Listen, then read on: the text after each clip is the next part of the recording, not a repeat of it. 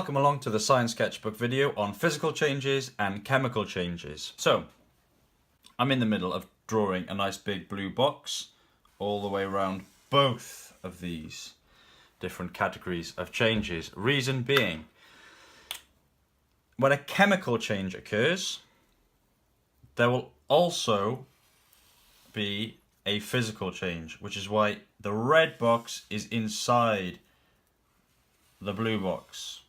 Now, just remember that, don't worry about it too much, and we'll come back to it at the end of the video, and hopefully all will become clear. So, examples are always useful. A really simple one first.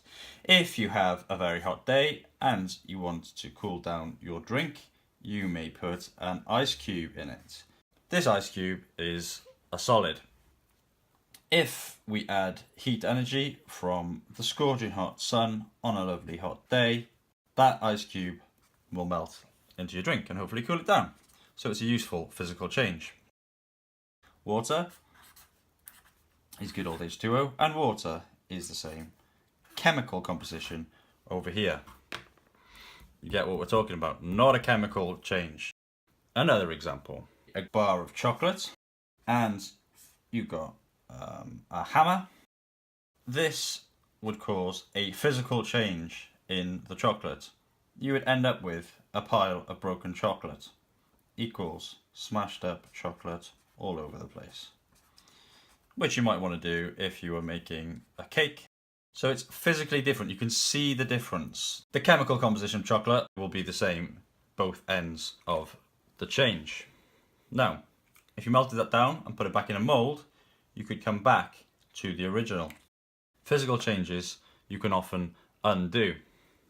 However, it is more difficult to undo chemical changes. An example of a chemical change would be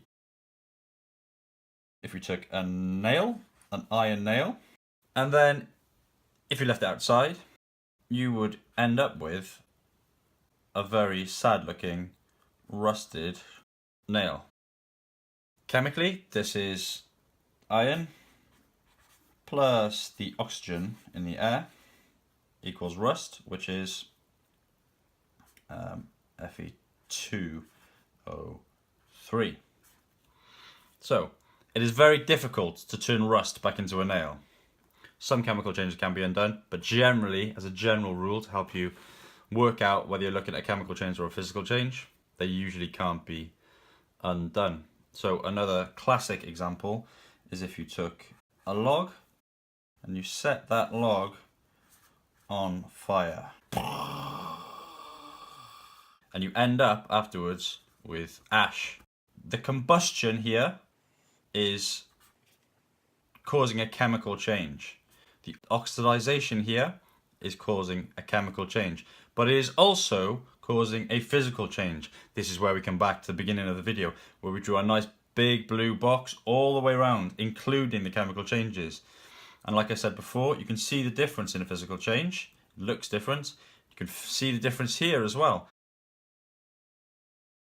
But here in the red box, a chemical change has happened. There is a difference between what you put in and what you get out. Technically speaking, what your reactants are and what your product is. It's a different product. However, over here, water is water is water, because you've only put it through a physical change and not a chemical change.